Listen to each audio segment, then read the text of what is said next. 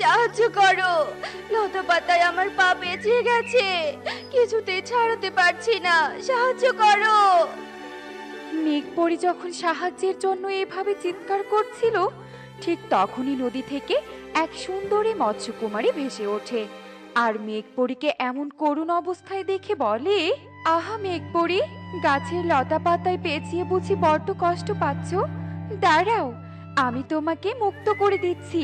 এই বলে মৎস্যকুমারী মেঘপরীর পায়ে জড়িয়ে থাকা লতা পাতায় জাদু প্রয়োগ করে, আর সাথে সাথে মেঘপরী মুক্ত হয়ে যায়। এরপর মেঘপরী খুশি মনে মৎস্যকুমারীর পাশে এসে বলে, মৎস্যকুমারী, তুমি আজ আমার বড্ড উপকার করলে। এই উপকারের কথা আমি কোনো দিনও ভুলবো না। শোনো মৎস্যকুমারী, তোমার যদি কোনোদিনও কোনো সাহায্যের প্রয়োজন হয়, তবে তুমি আমার কথা নিশ্চয়ই স্মরণ করবে। আমি তোমাকে সাহায্য করার জন্য মেঘরাজ্য থেকে ছুটতে চলে আসব। এবার বিদায় তবে। অবশ্যই স্মরণ করব। বিদায় মেঘপরী।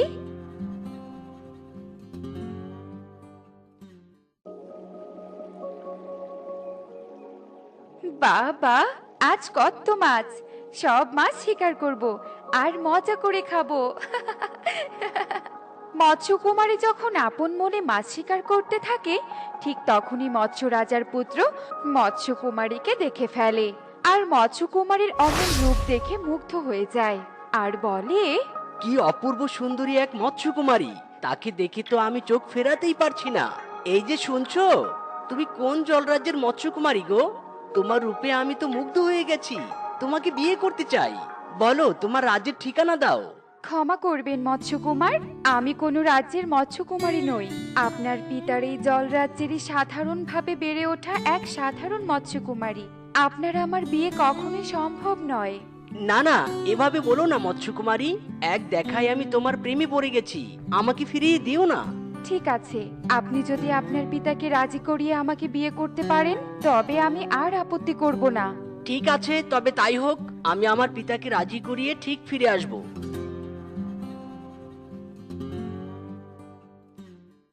না না মৎস্যকুমার, আমি তোমার এই প্রস্তাব কিছুতেই গ্রহণ করব না। তোমার জন্য আমি সমুদ্র রাজ্যের জলরাজার কন্যাকে পছন্দ করেছি, তাকেই বিয়ে করতে হবে। কোনো সাধারণ মৎস্যকুমারী আমার পুত্রবধূ হতে পারে না। না পিতা, এ হতে পারে না। আমি যে তাকেই পছন্দ করেছি, বিয়ে করলে আমি তাকেই করব। আপনি রাজি হয়ে যান পিতা। এ কি করে সম্ভব? জলরাজ পরিবারের সাথে অন্য জলরাজ পরিবারেরই বিয়ে হয়, নয়তো যে ঘোর অমঙ্গল। তুমি বোঝার চেষ্টা করো পুত্র। আমি কোনো মঙ্গল অমঙ্গল মানি না। আপনি যদি এই বিয়ে মেনে না নেন, তবে আমি এই জলরাজ্য ত্যাগ করে সারা জীবনের জন্য চলে যাব।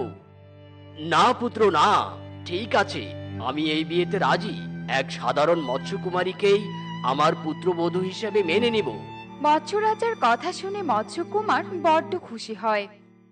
এরপর মৎস্য রাজার অনিচ্ছা সত্ত্বেও মৎস্যকুমারের সাথে সেই সাধারণ মৎস্যকুমারীর বিয়ে দিয়ে দেয়। বিয়ের পর মৎস্যকুমার আর মৎস্যকুমারীর বেশ আনন্দেই দিন কাটতে থাকে।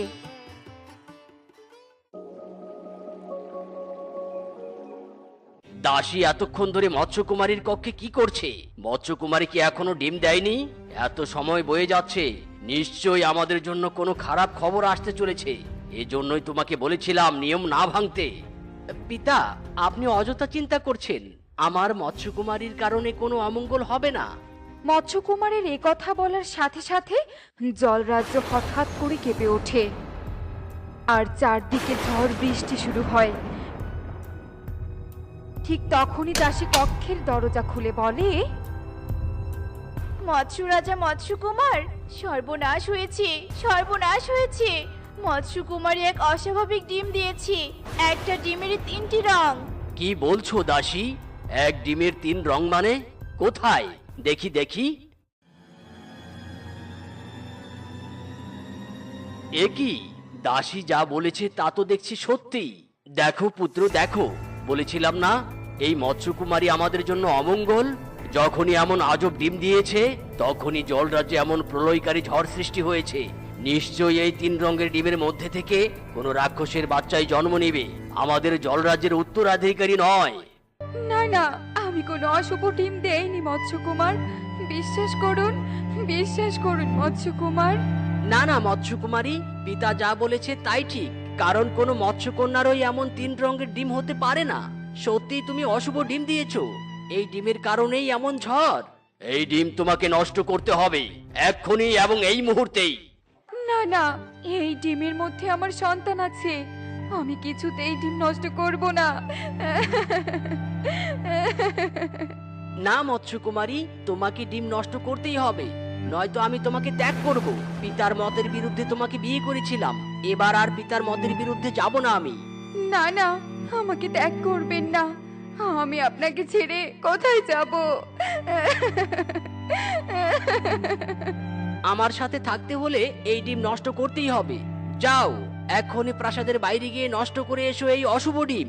আর কোনো উপায় না পেয়ে মৎস্যকুমারী মৎস্য রাজা আর মৎস্যকুমারের কথা মেনে নেয় আর 3 রঙের ডিম নিয়ে প্রাসাদ থেকে বেরিয়ে যায়। অন্যদিকে মা